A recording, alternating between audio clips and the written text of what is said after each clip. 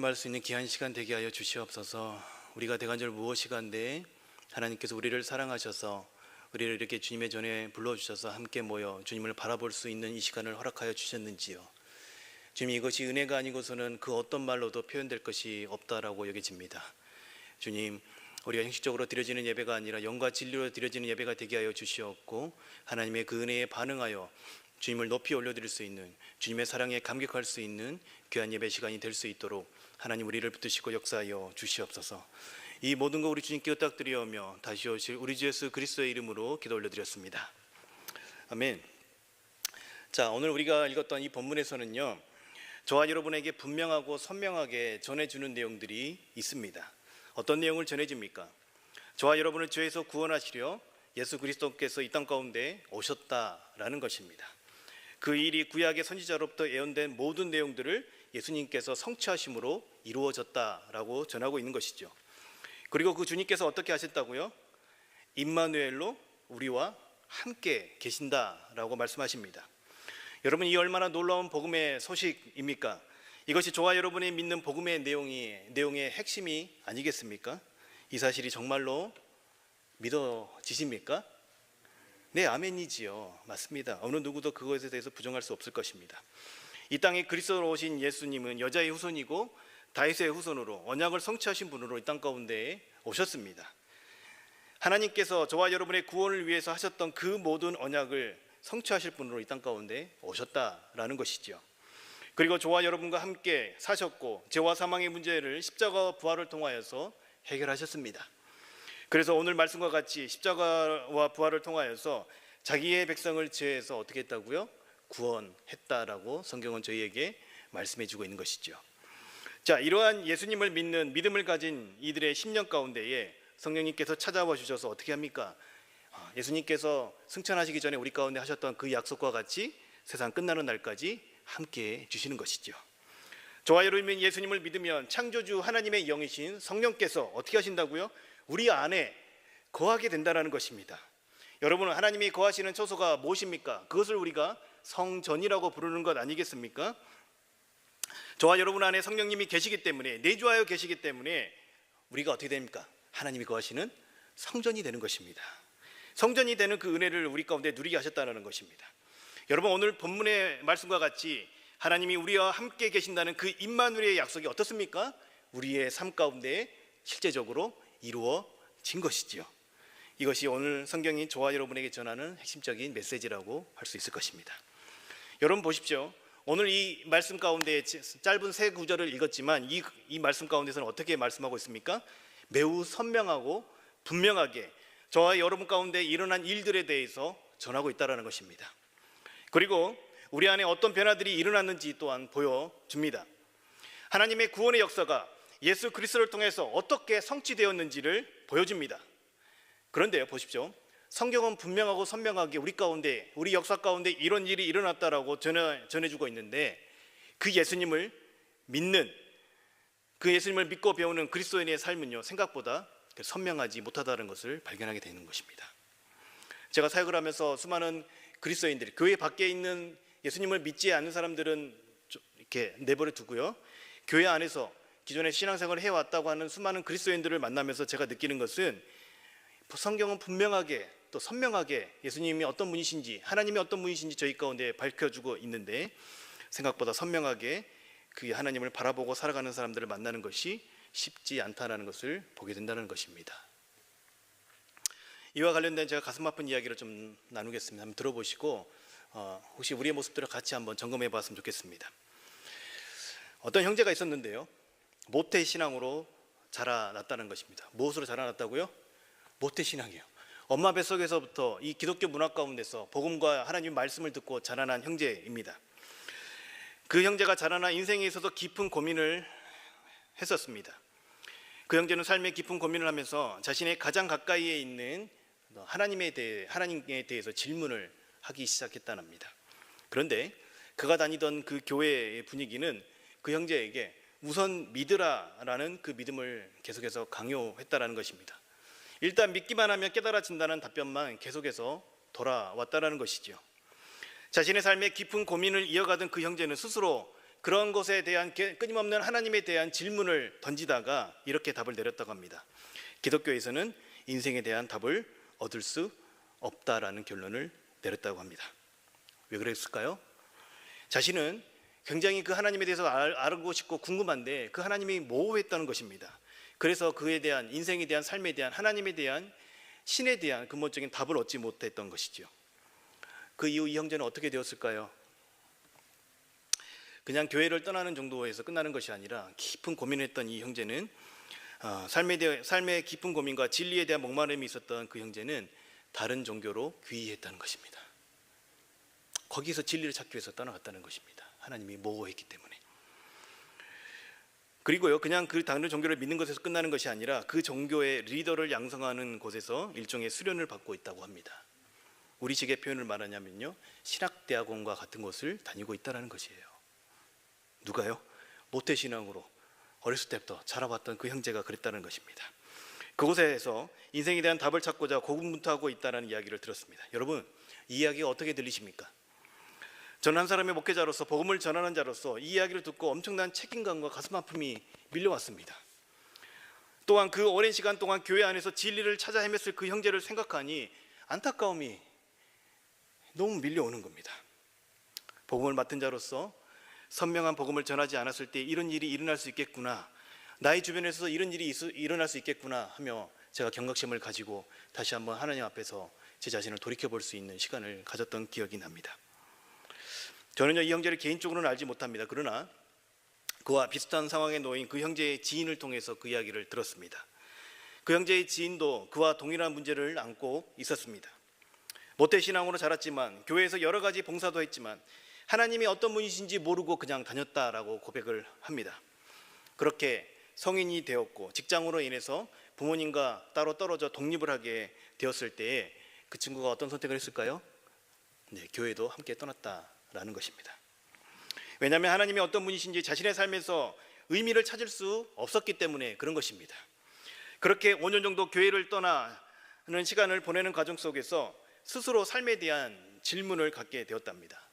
자신이 지금 어느 정도 안정도 이루었고 원하는 것을 얻었음에도 불구하고도 자기 마음 가운데 해결되지 않는 그 공허함이 밀려왔다는 것이죠. 그런 질문에 또 자신의 인생에 대한 질문이 생겼는데 그런 질문에 스스로 답을 얻을 수 없어서 마지막으로 지금껏 자기가 익숙했던 교회를 찾은 것입니다. 그것이 자신의 집 근처에서 잘 보이는 교회, 어떤 교회였을까요? 네, 온누리교회. 잘 보이잖아요, 대로변에서. 잘 보여서 큰 교회에서 우선 우리 교회를 왔었다라고 이야기를 하더라고요. 제가 그 친구를 처음 신방하는 동안에 자신의 상태를 서슴없이 털어놓는 것입니다. 왜 그랬을까요? 그만큼 간절했기 때문에 그런 것이죠. 그리고 도움을 요청을 해서 몇 번의 만남을 가졌습니다. 제 기억으로 한 두 번째쯤 만났던 시간으로 기억됩니다. 그날 장장 4시간 반 동안 저에게 계속적인 질문을 쏟아놓는 것입니다. 기독교와 하나님에 대해서 그동안 궁금했던 수많은 질문들을 저에게 던지는 것입니다. 제가 다음 일정이 있어서 중단을 해야 했었지만 아마도 제가 그 다음 일정이 없었으면 그 뒷시간이 5시간이 될지 6시간이 됐을지 알 수 없을 만큼 끊임없는 질문을 쏟아내는 것입니다. 그간 얼마나 많은 갈급함이 그 안에 있었는지 알 수 있었던 시간이었습니다.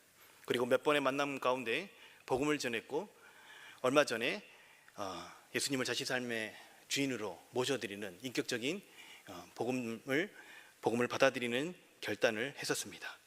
하나님의 은혜이지요. 마지막이라는 마음으로 교회에 왔던 친구이기 때문에 그 친구가 만약에 이곳에서 하나님을 제대로 알지 못했다고 한다면 아마 자신의 지인과 같은 선택을 했을지도 모르겠습니다.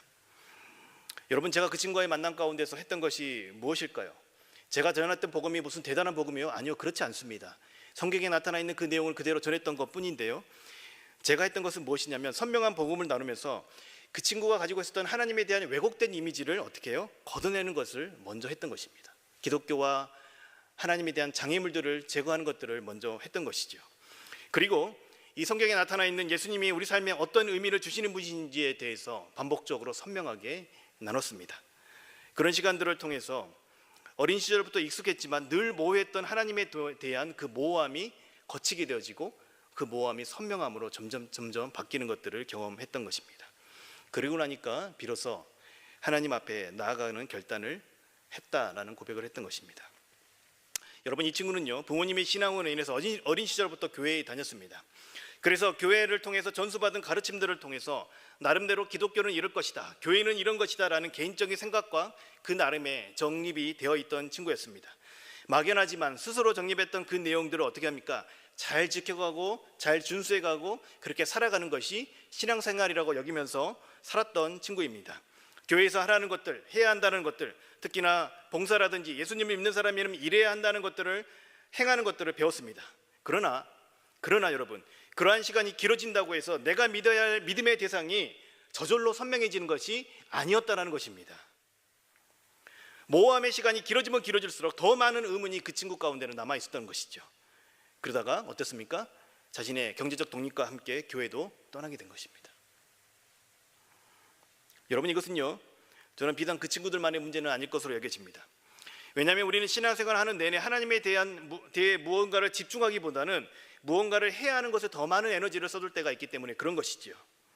그렇기 때문에 하나님에 대해서 아직 잘 알지 못하고 내가 그분을 어떤 존재로 여겨야 할지, 그분이 어떤 분이신지, 그분이 정말 나의 삶에 어떤 의미를 주는 분이신지를 잘 모르고 그냥 단순하게 믿어갈 때가 너무나 많이 있다는 것입니다. 여러분, 이런 이야기를 들으면 어떤 생각이 드십니까?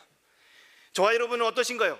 저와 여러분 안에 하나님은 어떤 분이신지 그런 그림들이 정확하게 그려지십니까? 그것이 선명하게 보이시냐는 것입니다. 성경은 분명하게, 너무나 선명하게 우리에게 이야기하고 있는데 그 말씀이 저희 안에서 정말 선명하게 드러나는 것이냐는 것이죠. 내 인생에 어떤 의미를 지니신 분지, 그분께서 세상을 향한 어떤 뜻을 가지고 계시고 어떤 일을 이루셨는지, 그분께 어떤 반응을 올려드리는 게 온당한 것인지 우리 안에 선명하게 그려지냐는 질문을 던져보고 싶습니다. 오늘 본문과 같이 그렇게 하나님이 분명하게 보여야, 그래야만이 우리가 믿는 그 믿는 바가 그렇게 선명해야만이 우리가 그대로 살아갈 수 있는 것 아니겠습니까? 저도요, 어린 시절부터 오랜 시간 교회에서 신앙생활을 했었습니다. 제가 어린 시절 신앙생활을 했던 곳은요, 소위 말하는 그 체험을 강조하던 곳이었습니다. 그래서 저는요, 어린 시절부터 수많은 영적 체험을 할 수밖에 없는 환경에서 자랐습니다. 기회가 되면 다음에 제가 무엇을 했는지, 혹시 시험이 되실 분이 계실지 모르니까 카톡을 보내시면 제가 리스트를 한번 적어서 보내드리겠습니다. 보내지 마세요, 농담이에요. 자, 그런데요, 시간이 지날수록요, 제가 하나님에 대한 경험과 어떤 영적인 체험들이 많아졌음에도 불구하고도 시간이 지날수록 어떻습니까? 하나님이 모호했어요. 저도 이 친구들처럼. 그래서 20대 후반에 저도 비슷한 경험을 했습니다. 극심한 회의와 방황을 경험할 수밖에 없었습니다. 제가 왜 그랬을까요? 분명히 하나님의 존재에 대해서 경험했고 알 수 있었음에도 불구하고도 그분에 대한 모호함이 온전한 그리스도인으로서 살아가는 데 있어서 한계를 만들어냈다는 것입니다. 하나님이라는 대상을 오랜 기간 들어서 익숙하게 알고 있는 것과 그 하나님이 여러분의 삶에 어떤 영향력을 끼치고 있는가는 큰 차이가 있다는 것입니다. 제가 다시 한번 말씀드리겠습니다. 하나님이라는 대상을 오랜 기간 들어서 익숙하게 알고 있는 것과 그 하나님이 저와 여러분의 삶에 어떤 영향력을 끼치고 있는가는 분명히 다른 것이라는 것입니다. 영향력을 끼칠 수 있다면 어떻습니까? 하나님이 모호하지 않고 선명하고 분명하게 우리 삶 가운데 의미를 지니신 존재여야만이 영향력을 끼칠 수 있다는 것입니다. 여러분, 제 딸 주은이의 이야기를 잠시 나누도록 하겠습니다. 제 딸 주은이가 지금 6살인데요, 그 아이의 행동에 이렇게 저지할 수 있는, 브레이크를 걸 수 있는 유일한 사람이 바로 접니다. 그냥 아빠라서 제가 그렇게 제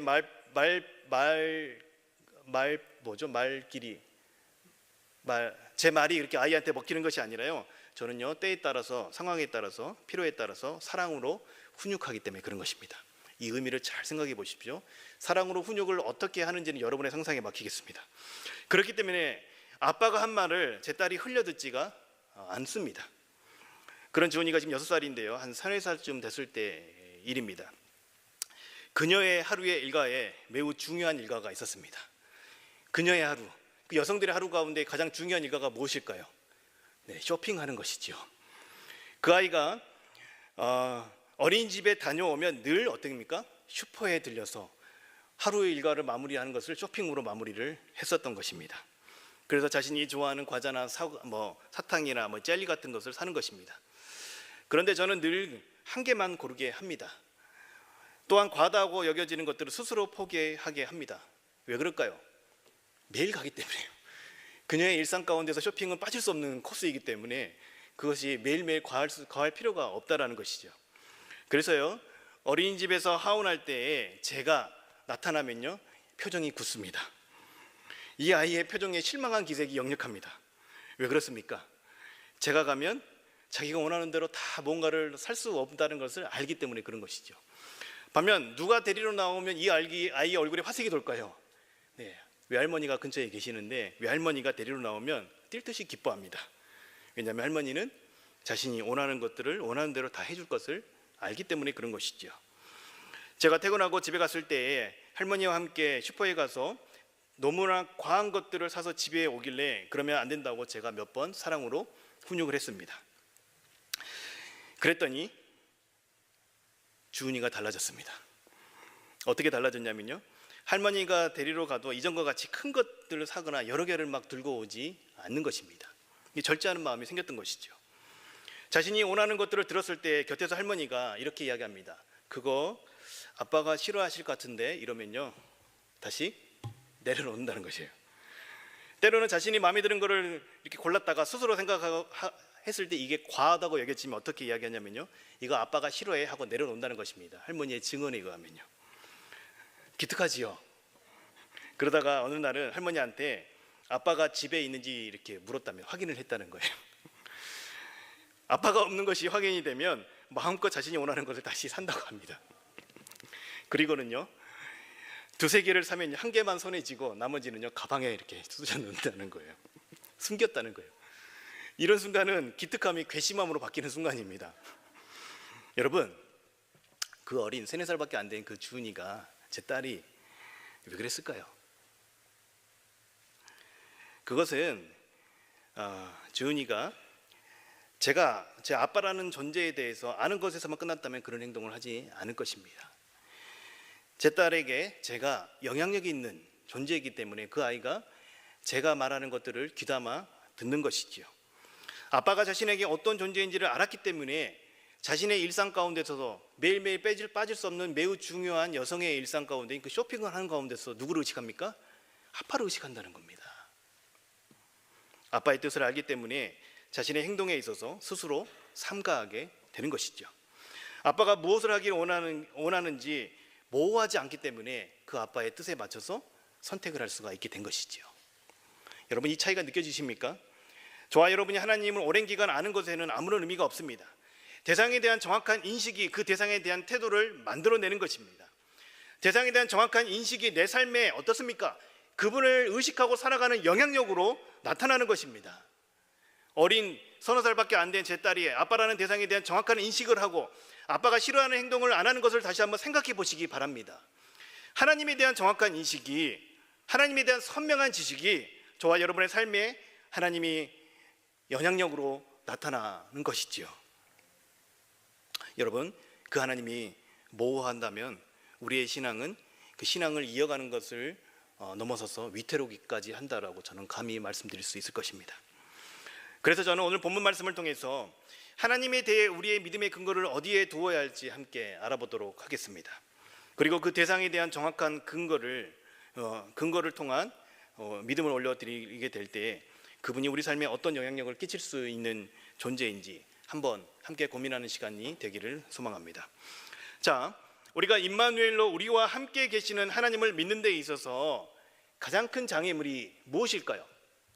우리가 하나님을 믿는 데 있어서, 하나님을 따라가는 데 있어서, 그분을 향한 우리의 믿음을 드리는 데 있어서 우리와 함께 계신다고 이야기하시잖아요. 그런데 그분을 믿는 데, 그 사실을 믿는 데 있어서 가장 큰 장애물이 무엇입니까? 하나님이 보이지 않는다는 것입니다. 여러분, 이것이 가장 큰 장애물이 아닐까 싶습니다.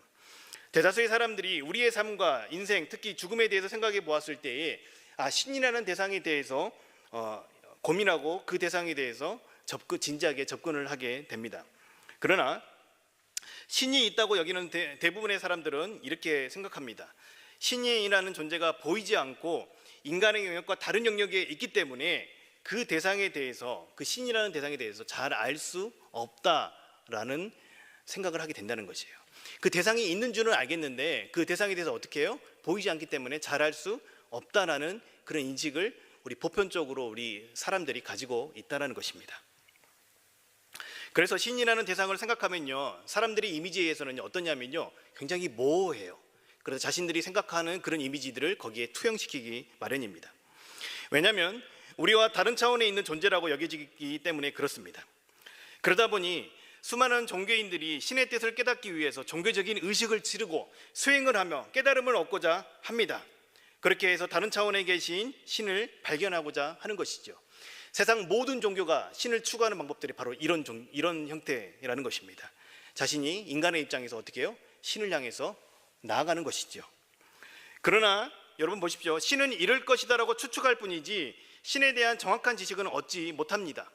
때로는 일정 부분 깨달을 수 있을 수 있습니다. 그러나 잘 생각해 보십시오. 그것은요, 인간의 입장에서의 깨달음이지 다른 차원에 있는 신이 정말 그럴 것이다라는 것에 대한 확신할 길이 없다는 것입니다. 확신할 길이 없다는 거예요. 그 사람이 주장하는 것이지. 그렇기 때문에 인간의 입장에서는요, 신이라는 대상은요, 어떻습니까? 늘 모호할 수밖에 없는 것입니다. 미지의 영역이에요. 또 다른 인간의 호기심으로 발견되어지는 대상이, 그렇게 깨달아져 버리는 대상이 신이라면 과연 그 대상을 우리는 신뢰할 수가 있겠냐라는 것입니다. 이런 질문들이 끊임없이 생겨나는 것이죠. 여러분, 지금 집에서 여러분과 함께 사는, 여러분 옆에 앉아 계시는 분일 수도 있고, 또 집에 다른 곳에 계신다면 집에서 함께 매일 밤 같이 주무시는 그분의 얼굴을 한번 떠올려 보시기 바랍니다. 남편과 아내 얼굴이 아니더라도 자식 얼굴이라도 한번 떠올려 보시기 바랍니다. 그분께서 최근에 어떤 고민을 하고 계시는지 알고 계십니까? 너무 진지하게 받아들이시네. 오전에 이 말씀을 드렸더니요, 아니요 하고 여기저기서 막 소리가 터져 나오더라고요. 여러분, 지금 그분의 마음 가운데 어떤 생각을 품고 있는지 여러분 알고 계십니까? 우리가 이런 말이 있죠. 10길 물속은 알아도 어떻습니까? 한 길 사람 속은 모른다고 하지 않습니까? 여러분, 같은 차원에 있는 동등한 인간의 사람 속도 모르는 것이 우리 인간입니다. 그런 유한성 가운데, 한계 가운데 갇힌 존재가 바로 저와 여러분이라는 것입니다. 그런데 어찌 우리가 신을, 무한 가운데 있는 그 신을 깨닫고 발견할 수가 있겠습니까? 여러분, 이것은요, 논리적으로 모순입니다. 인간이라는 존재는요, 신을 발견할 수가 없습니다. 이런 생각을 하면 할수록 신이라는 대상은요, 인간의 입장에서는 더 모호해질 수밖에 없는 것이죠. 그런데요, 보십시오. 반전이 일어납니다. 이거 재밌어요. 그런데 이거는 반가운 그런데입니다. 오늘 본문이 우리에게 주는 도전이 있습니다. 우리가 믿고 따르는 하나님은요, 그런 모호함 가운데 계시지 않은 분이심을 우리에게 분명하게 말씀해주고 있습니다. 이거 얼마나 멋진 일입니까? 우리가 하나님에 대해서 모른다고 핑계할 수 없게끔 우리에게요, 확실하게 자기 자신을 어떠냐면요, 드러내 보이셨다라고 선언하고 있습니다. 신이 자기 자신을 드러내 보인 것을 계시라고 이렇게 표현하는데요, 하나님께서 우리에게 자신을 계시하신 방법, 즉 자식의 자신을 우리 가운데 드러내어 보이신 방법이 성경이 무엇이라고 전하고 있습니까? 임마누엘이라고 이야기하고 있습니다. 이게 무엇입니까? 즉 하나님이 우리와 함께 계셨다, 우리와 함께 계신다는 것으로 그분이 어떤 분이신지 보여주신다는 것입니다. 여러분 보십시오. 보통 인식의 개념에서는 인간계와 신계가 좀 이렇게 나뉜다고 생각을 하잖아요.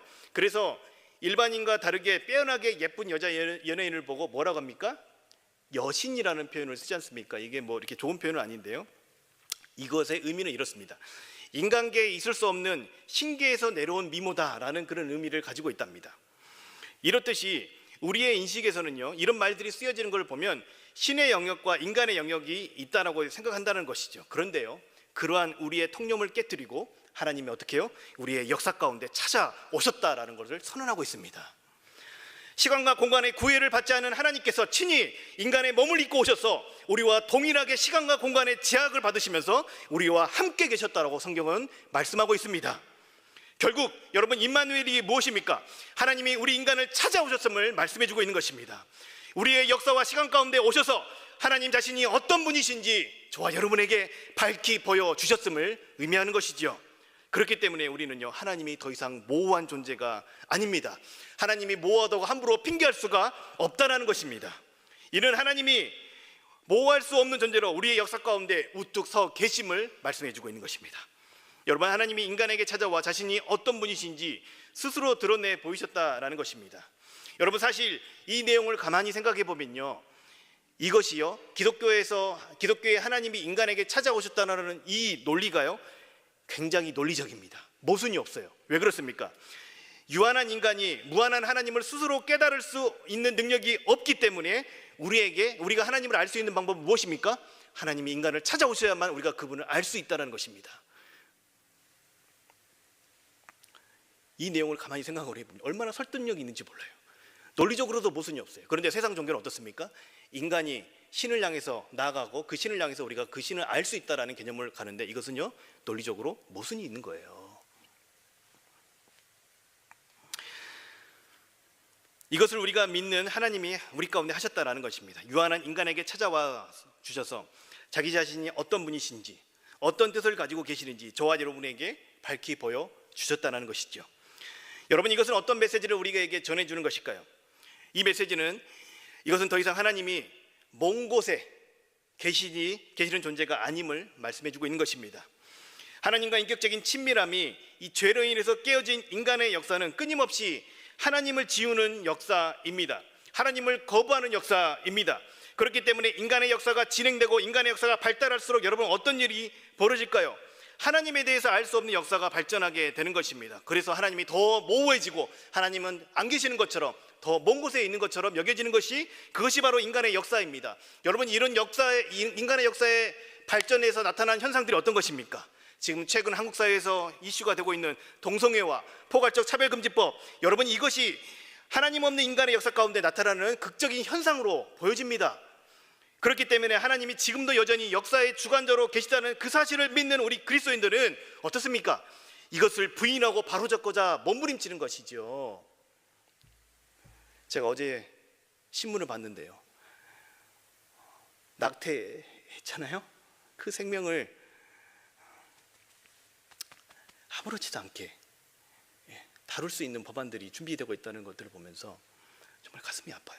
여러분, 이것이 하나님 없는 인간의 역사 가운데 나타나는 현상들이라고요. 그렇게 하나님 없는 인간의 역사 가운데 살아가는 사람들은 어떻습니까? 더 이상 신은 없다라는 결론에 내린 사람들이에요. 왜요? 그 신이 모호하기 때문에. 그 원인이 하나님과의 관계가 깨어져 하나님이라는 대상을 알 수 없고 모호한 존재로 여기기 때문에 그들은 그 결론을 내리는 것이지요. 그렇게 신으로서 권위를 인정할 수 없고 그런 모호한 대상에게 자기 자신을 맡겨 의지할 수 없기 때문에 차라리 신이 없다라는 결론을 내리는 것이죠. 그런데요, 여러분, 임마누엘로 우리 가운데 보이는 하나님으로 우리 주님께서 오셨습니다. 어떻게 해요? 친히 인간의 몸을 입고 성육신하여서 이 땅 가운데 찾아오셨다는 것입니다. 그 예수님의 사역을 통해서, 그분의 말씀을 통해서, 그분의 성품을 통해서 우리는요, 하나님이 어떤 분이신지 예수님을 통해서 우리가 볼 수 있게 해주셨다는 것입니다. 여러분, 그분이 이 땅 가운데 하셨던 3대 사역을 우리가 이렇게 표현합니다. 가르치시고 치유하시고 회복하신 것. 그렇게 치유와 회복을 통하여서 하나님 나라를 전파하셨던 사역을 예수님께서 하셨다라고 말합니다. 결국에는 이것은 무엇을 말씀하십니까? 예수님께서 이 땅 가운데 오셔서 깨진 세상을 회복하시고 치유하는 그것이 바로 하나님의 뜻임을 보여주셨다라는 것입니다. 또한 저와 여러분 가운데 하나님 나라를 가르치셨습니다. 그래서 이 땅에 하나님의 다스림이 어떻게 임할 수 있는지, 그 다스림이 임하면 우리 가운데 어떤 일이 일어나는지를 밝히 보여주셨다는 것입니다. 그리고 그 모든 사역을 마치실 때에 인류의 모든 죄를 지시고 어떻게 해요? 하나님이 십자가를 달리셨다는 것입니다. 그리고 사망 권세를 이기시고 3일 만에 부활로 승리하셨습니다. 그래서 종말의 때에 이루어져야 될 심판과 그 모든 회복을 어떻게 해요? 예수님의 십자가와 부활 사역을 통하여서 이미 이루어 버리셨습니다. 이 사건을 통해서 예수라는 청년이 그냥 한 청년이라는 것이 아니라는 것을 확신할 수가 있었습니다. 왜 그렇습니까? 그가 부활했기 때문에 그런 것입니다. 바로 사망도 죽음도 가둘 수 없는 유일한 존재, 생명의 창조주와 주관자 되시는 유일한 존재, 역사를 심판하시고 끝내시며 새로운 역사를 시작하실 수 있는 유일한 존재이신 하나님이시라는 것을 그의 부활을 통하여서 확인할 수 있었다는 것입니다. 이것은 무엇을 말하는 것입니까? 예수님이 하나님이라는 걸 의미하는 것입니다. 우리는 예수님의 사역을 통해서, 특별히 그의 죽으심과 부활을 통하여서 그가 이 땅을 찾아오신, 우리의 역사와 시간 속에 찾아오신 하나님이라는 것을 어떻게 해요? 분명하고 선명하게 깨달을 수가 있는 것입니다. 사망이 가질 수 없는 유일한 존재인 하나님이 저와 여러분의 역사 가운데에 오셔서 우리와 함께 거하셨다는 것입니다. 하나님이 어디 있냐고요? 아니요, 이것은요, 이 질문 자체가 잘못된 것입니다. 하나님 우리와 함께 계십니다. 그렇기 때문에 우리는 하나님을 모른다 더 이상 핑계할 수가 없다는 것입니다.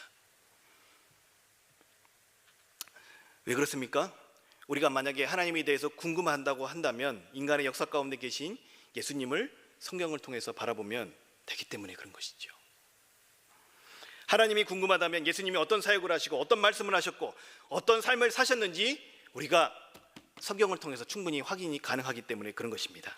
그래서 담임 목사님께서 계속해서 예수님에 대해서 증거하고 그 예수님을 알기를 원하신다고 말씀하신 이유가 바로 여기에 있는 것입니다. 예수님을 알아야만이 우리가 하나님을 알기 때문에 그런 것이죠. 예수님이 하나님이시기 때문에 그러십니다. 삼위일체 하나님이시지 않습니까? 역사 가운데 예수께서 사셨다는 것에 대해서 여러분 부정할 수 있는 사람은 아무도 없습니다. 이 내용에 대해서 제가 조사를 좀 해보니까요, 기독교 역사학자든 비기독교 역사학자든 예수님의 존재에 대해서, 예수님의 삶에 대해서 부정하는 사람은 아무도 없습니다. 이 역사적 사실이라는 것입니다. 우리 역사 가운데에 예수님께서 십자가와 부활 사건이 일어났다는 것들은 부인할 수 없는 일어난 역사적 사실입니다. 이것은 무엇입니까? 우리 역사 가운데 일어난 객관적인 사실이라는 것입니다. 무엇을 의미할까요? 우리 역사 가운데에 하나님에 대한 분명한 근거가 주어졌다는 것이에요. 잡기만 하면 되는 그 근거가 저와 여러분 가운데 주어졌다는 것입니다. 그래서 하나님은요, 절대 모호하지 않습니다. 그렇게 어느 누구도 이 땅에 하나님이 오셨다는 것을 부정할 수가 없습니다. 왜 그러냐면 예수 그리스도의 삶과 그의 사역과 그의 십자가와 부활이 그것을 극명하게 증명해 주기 때문에 그런 것이죠. 그래서 이제는 우리는 더 이상 하나님을 모른다, 하나님이 모호하다 할 수 없게 되었습니다. 여러분 이 사실을 믿으십니까? 저와 여러분이 믿든지 믿지 않든지 이것은요, 역사적 사실이라는 것입니다. 믿든지 믿지 않든지 이것은요, 우리 역사 가운데 일어난 실제 사건이라는 것입니다. 하나님이 이 땅 가운데 찾아오심으로 인해서 우리가 그분의 존재에 대해서 더 이상 모호함을 가질 수 없게 되었다는 것입니다. 여러분, 저희 마음 가운데에 로마서에서 말씀하시기를 뭐라고 말합니까? 우리 마음에 하나님을 두기를 싫어한다고 말하지 않습니까? 그것이 우리 마음의 본심이에요. 그런데요, 우리가 우리 마음 가운데 있는 그 마음의 요구를 따라서 하나님을 거부하려는 마음만 먹지 않는다면 어떻습니까? 하나님은 더 이상 모호한 존재가 아니라는 거예요. 우리가 하나님을 알고자 한다면 얼마든지 알 수 있는 길이 열려 있다는 것입니다. 분명하고 선명하게 알아갈 수 있는 길이 저와 여러분 가운데 열려 있는 것입니다. 그렇다면 그분이 어떤 뜻을 가지고 이 땅에 오셨는지 알아야 할 것입니다. 자, 제 딸이 아빠인 저의 존재를 아는 것에서만 끝났다면 슈퍼에 가서 그런 행동을 하지 않았을 것입니다. 여전히 자신이 원하는 것들을 다 집어들고 나왔을 것입니다. 아빠인 제가 무엇을 싫어하는지 그 뜻을 알기에 그 뜻에 그 아빠를 어떻게 합니까? 그녀의 매우 중요한 일상 가운데 하나인 쇼핑을 하면서도 의식한다는 거예요. 이와 마찬가지입니다. 여러분, 우리가 하나님을 믿는다는 것은 그분의 존재를 인정하는 것에서 끝나면 아무 의미가 없습니다. 물론 그것 또한 많이 진일보된 모습이기는 합니다. 그러나 그분이 어떤 뜻을 가지고 계시는지 우리는 정확하게 알아야 한다는 것입니다. 그래야만이 내가 믿는 믿음의 대상인 그분의 뜻에 맞게끔 이 땅을 살아갈 수 있는 것이죠. 하나님께서 이 세상에 찾아오신 이유를 알면 세상을 향한 하나님의 뜻을 알 수 있습니다. 하나님께서 이 땅 가운데 오신 이유를 21절 말씀에 뭐라고 말씀하고 있습니까? 자기 백성을 어떻게 해요? 죄에서 구원하기 위함이다 라고 말씀하고 있죠. 이를 위해서 이 세상을 치유하시고 회복하셨습니다. 여러분, 이것을요, 이렇게 표현할 수 있을 것입니다. 깨지고 어그러진 이 세상을 회복하는 것이 바로 하나님의 뜻이라는 것입니다.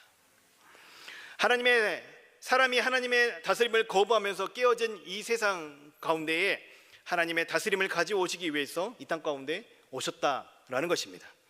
하나님의 선한 다스림이 임하는 하나님의 그 나라가 회복되기를 우리 주님은 원하셨던 것이죠. 그래서 이 창조세계가 더 이상 깨어짐과 아픔을 경험하지 않고 하나님의 선한 다스림을 받아들여 창조되었던 그 온영의 모습이 회복되기를 원하십니다. 여러분, 이 모든 것의 회복의 중심에는 무엇이 있을까요? 하나님께서 세상을 누구에게 맡기셨습니까? 누구에게 맡기셨습니까? 저와 여러분에게 맡기셨잖아요. 이것이 하나님께서 창조 때 정하신 질서이고 법도입니다. 하나님이 신실하신 분이시기 때문에 자신이 정하신 법들을 스스로가 지켜가십니다.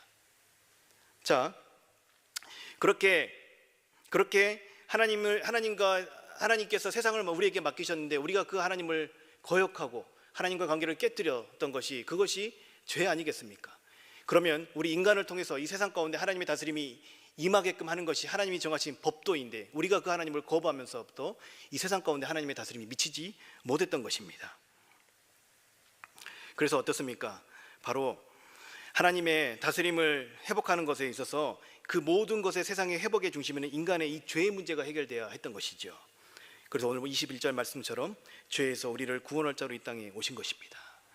우리가 하나님과의 관계에서 이 죄에서 자유로워지고 하나님과의 관계가 회복이 되어야만이 우리가 하나님의 뜻이 어떤 것인지를 알고 그분의 다스림을 받고 우리에게 맡겨진 이 세상 가운데 하나님의 다스림을 드러낼 수 있기 때문에 제일 먼저 인간의 죄의 문제가 해결이 돼야 했던 것입니다. 이것이 이 땅을 향한 하나님의 뜻인 것이죠. 우리가 예수님을 구주로 받아들일 때에 우리 안에 내주하시는 성령님으로 인해서 나와 세상을 향한 하나님의 그 뜻을 발견할 수가 있습니다. 하나님은 하나님의 다스림을 떠나 이 깨지고 어그러진 세상을 그냥 두지 않으시고 회복하기를 원하십니다. 세상을 회복하시는 것이 하나님, 바로 저와 여러분을 통해서 하나님께서 이루시고자 하는 뜻인 것이죠.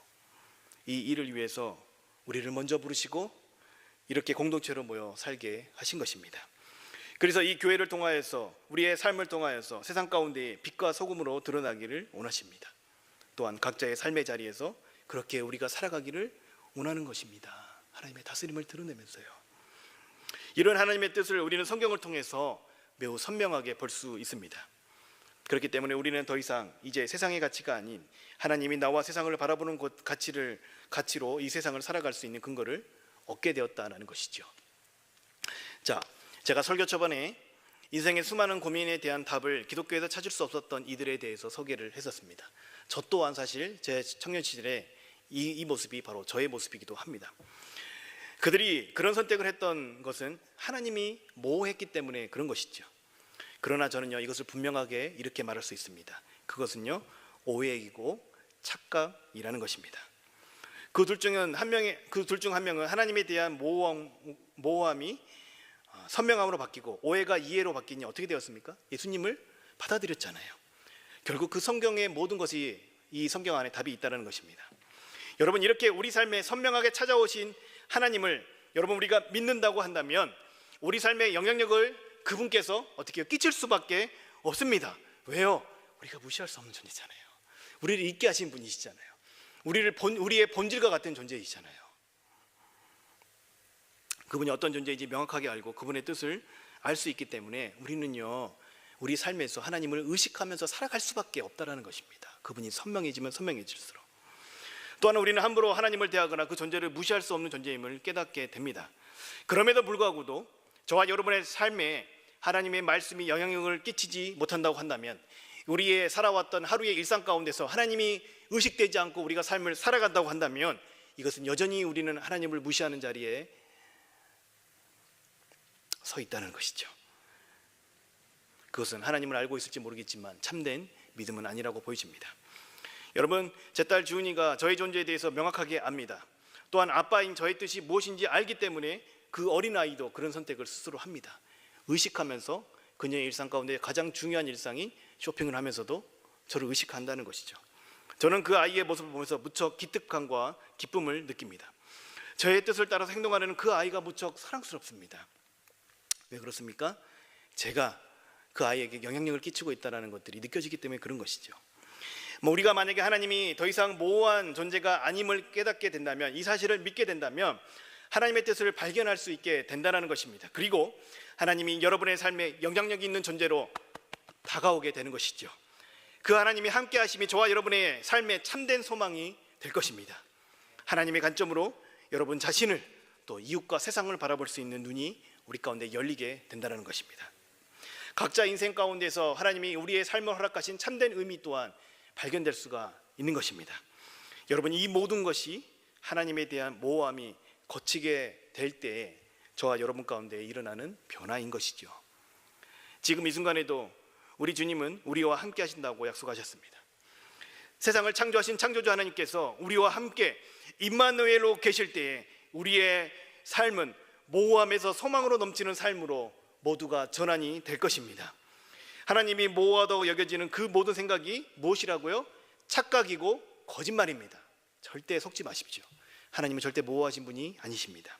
하나님은 지금도 저와 여러분 곁에 선명하게 자기 자신을 드러내 보이고 계십니다. 그분을 향해 나가고자 하는 여러분의 발걸음만 내딛으시면 됩니다. 그러면 이 땅 가운데 찾아오신 예수님을 통하여서 하나님을 알 수가 있다는 겁니다. 이 놀라운 사실, 이 놀라운 은혜, 그 자리에 저와 여러분을 초대합니다. 이 순간 저와 여러분이 함께하고자 하는 그 하나님께 온전한 믿음의 반응을 올려드리길 간절히 소망합니다. 이 시간 잠시 기도하도록 하겠습니다. 함께 기도하실 때에 우리 이렇게 하나님 앞에 나아갔으면 좋겠습니다. 하나님, 혹시 우리 마음 가운데에 하나님이 모호하다고 여전히 하나님이 막연하게 여겨지는 것들이 있다면 하나님, 그것은 착각이고 거짓말이라는 것들, 하나님 이것에 속지 않게 하여 주옵소서. 예수 그리스도를 통하여서 하나님이 우리에게 선명하고 분명하게 보여지셨는데 그 예수님 더 알기 원합니다. 그 예수님 더 사모하기 원합니다. 그 예수님을 통해서 이 땅을 향한, 나를 향한 하나님의 뜻을 발견하길 원합니다. 그리고 그 뜻을 따라서 살아갈 수 있는 나의 삶이 될 수 있도록 도와주시옵소서. 우리 그렇게 주님 앞에 나아가 잠시 기도하도록 하겠습니다. 아버지 하나님, 우리의 삶을 다시 한번 주님께 부탁드립니다. 우리의 삶의 한계를 만날 때에 때로는 하나님이 계시지 않은 것처럼 여겨질 때가 있습니다. 세상의 소리를 들을 때에 그 하나님이 너무나 멀리 계시고 모호하게처럼 여겨질 때가 있습니다. 세상 사람들이 하나님이 계시지 않고 하나님이 어디 계시냐고 우리에게 반문할 때에 때로는 하나님이 모호하게 여겨질 때가 있었음을 바라봅니다. 그러나 주님, 우리가 그렇게 생각되어지는 것들이 착각이고 세상이 우리에게 주는 거짓말임을 다시 한번 바라봅니다. 우리 역사 가운데, 인류의 역사 가운데 찾아오신 예수 그리스도를 통하여서 하나님이 분명하고 선명하게 우리 가운데 드러났는데 더 이상 무엇을 보여달라고 말씀드릴 수 있겠습니까?